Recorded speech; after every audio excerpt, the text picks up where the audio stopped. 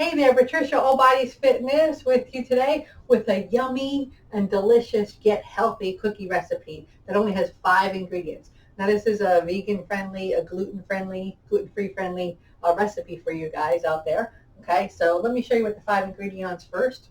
Rolled oats, all natural, you can use organic if you want, and oats are gluten-free, so you know. Dates, these are already pitted. You can buy them whole or you can buy them already pitted and then you don't have to take the pits out.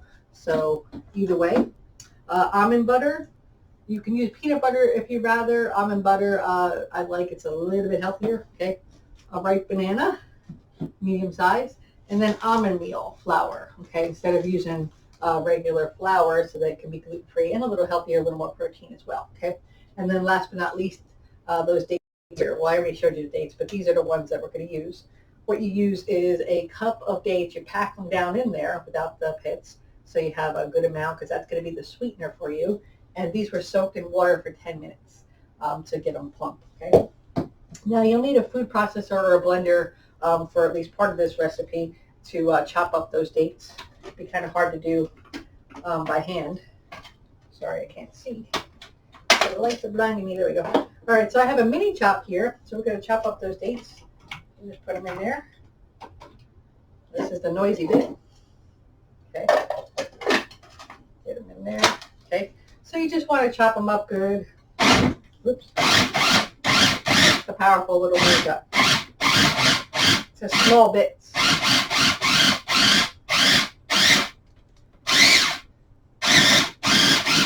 There we go. And sometimes you have to scrape down the sides a little bit. Get your handy dandy scraper. That looks good actually. Looks like it's getting to be a good consistency. Okay. Good. This is a sticky recipe, but a yummy one. All right, and then we're going to add that banana. Banana has good potassium and magnesium and really healthy for you. And since I can, I'll just put smaller bits and move it around in there. Bananas are like one of my favorite fruits. They're so versatile and they're so yummy. All right, I'll put that there. And then you need your almond butter, or again, you can use peanut butter if you'd rather. And we use 2 tablespoons, okay? So that's, now this is the kind that you have to mix a little bit. I should have brought a knife. So I'll just mix it up a little. This is an all natural almond butter. All right, so you want 2 tablespoons there. And you know, the nice thing about cookies is you don't have to be so exact in the proportion sometimes. Okay, so we'll scrape it out so you get a little extra before we get our second one. Now, if you're enjoying my content and you're watching it, give me a rating, thumbs up, share it with others. If you're on YouTube, subscribe. Appreciate it. All right, and then the second one. These cookies are so yummy. I made them as a healthy alternative, and I thought they were better or just as good as anything you could buy in a store. That's not healthy, right? Now I'm right-handed, so I'm going to switch sides here. Make it a little bit easier on myself. Let's get all that good almond butter in there. Almond butter is really good because you can use it for a lot of smoothies and that kind of thing to give it some extra protein. There we go.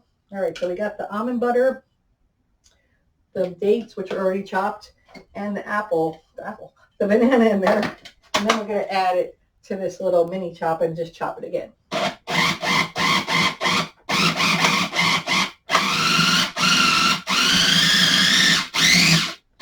Sorry about the noise. The apple's not. Why do I keep calling it apple? The banana is not cooperating, so we'll smush that down. And these things usually have to smush down the sides too to help it get chopped. That looks good. I can smell it already. One of the great things about this cookie is it's, you know, all natural. You could actually eat it raw. Unlike cookies that you make nowadays with you know, eggs and stuff that you couldn't eat raw. I mean, you can eat eggs raw, some people think, but I think that's pretty dangerous. Taking your life in your hands there to eat a raw egg, in my opinion. All right, so let's just chop this just a little bit more. There we go. Get the banana incorporated in there.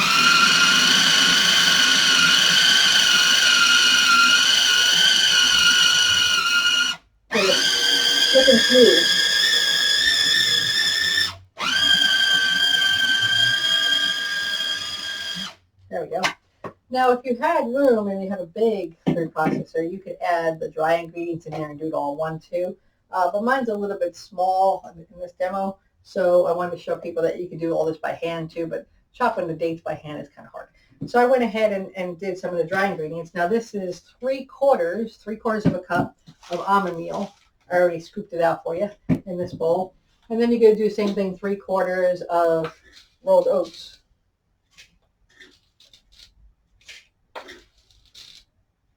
Easy peasy. And again, you don't have to be completely exact. In fact, if it's too sticky, you add a little bit more oats, okay? So now that this is all nice, I'm just going to add it into there so that we have all the ingredients in one, and we can bake it. Now you do have to let it chill for 10 minutes so it forms easier. So we're going to scoop it out into there. Let's get this out actually. Take the blade. Be careful with those food processor or blender blades, right? Very, very sharp. Which it needs to be to process the food. But we don't want to process our fingers. I like having all my fingers intact. Thank you very much.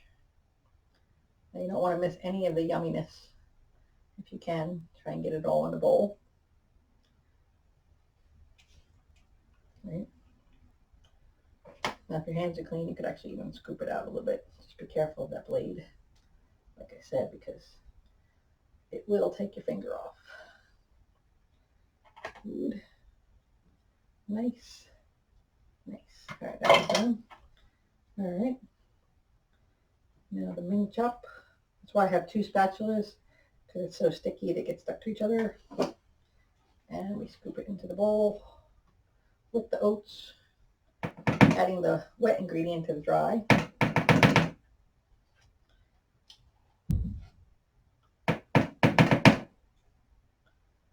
Great thing about the little mini chop is it's so portable. I can bring it over here easily and could fit it in a small counter space in an apartment, a dorm room, whatever you got going on, or just a really crowded kitchen like I have. All right, small kitchen. All right, there we go. Yummy, yummy, yummy. Those dates are so sweet and yummy.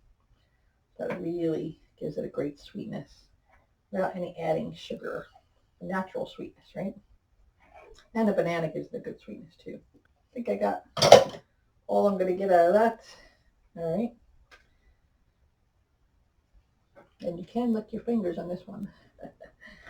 All right, I don't think I want to do that though. Save it for later. Okay. All right. And then you just mix that up by hand to incorporate all of it. Oh yeah, it looks nice.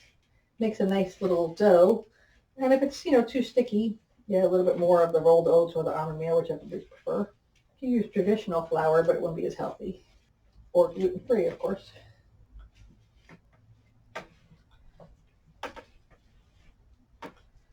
There we go. It looks nice. So you actually have to let this sit, refrigerate this dough for 10 minutes before we transfer it to the cookie sheet. All right, look at that cookie dough. Isn't that yummy? Does that look yummy? All right, so this is the healthy ingredients, 5-ingredient cookies. We're going to sit this in the refrigerator for just 10 minutes to let it get together, and then we'll show you how to plate it on your baking sheet and bake it and what it looks like. So yummy and delicious and healthy. All right, we're back. We chilled our dough for 10 minutes, and as you can see, I don't know if you can see that, it's really yummy looking already, right? Now it's not going to change that much, this cookie. So you just scoop it into whatever size cookie you want, and it's not going to spread or rise. So you just kind of put dollops down. And it makes about 24, give or take, cookies, depending on how big you make them. Now you will get a little sticky. No, they won't spread too much either. They're not going to expand so you can put them close together. Oops, stay right there. Just don't let them touch, I guess, so that they don't make one huge giant cookie. So that wouldn't be bad either, I suppose. All right. So close together, just line them up on your sheet. You could use a nice baking sheet if you're worried about sticking. Or parchment paper or a baked champ sheet. Okay. And they bake for about in a 350 oven. So while I let this cookie dough sit in the refrigerator for 10 minutes, I put the oven on to preheat at 350. Forgot to tell you all that, I think. Now these cookies are, since it's oats and almond butter and almond meal, dates, and a banana, it can really be breakfast. It could be a breakfast cookie. Your kid will love them. And they're so sweet. It could be dessert, it could be breakfast, it could be a good healthy snack, a post-workout snack, whatever you prefer. And the thing is, you cook them for between, I'm guessing how big you make them too, but between 15 and 18 minutes. But if it's underdone, it doesn't matter because you could eat this raw, really. There's nothing in there. It's dangerous. And if you want them more browns, my husband likes them a little burnt, so you just cook them a little longer or turn up the heat a little bit the last couple minutes. Actually, you just take out half if you don't like them that way, and leave half of the batch in for your husband, and burn them if he likes them that way. Turn up the heat. Not burn them, but make them a little more brown. That's what I did for Patrick. Because I like them a little more gooey, soft. To each his own. All right. It's kind of fun, too, because you get really sticky, and then you can lick your fingers.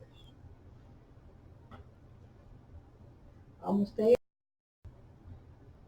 So it's a fairly easy recipe. Doesn't take a lot of time. Not a lot of ingredients either. So it's a good go-to cookie when you need a cookie. That one's a little small. I'll try and scrape some of the excess off my fingers. Make it a little bigger.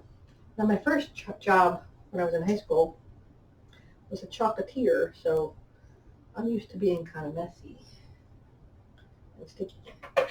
Because that was a messy job. You had your hands in chocolate a lot. Boy, did I smell good all the time. Smelled like chocolate all the time. Because I'd come home from school. Actually, I'd have the bus drop me off by my store that I worked at. It's a little mom and pop shop called Chocolate. And I had the bus drop me off right near it. And I'd go change in a friend of mine's basement and go over there in my uniform. I don't know why I didn't change the chocolate.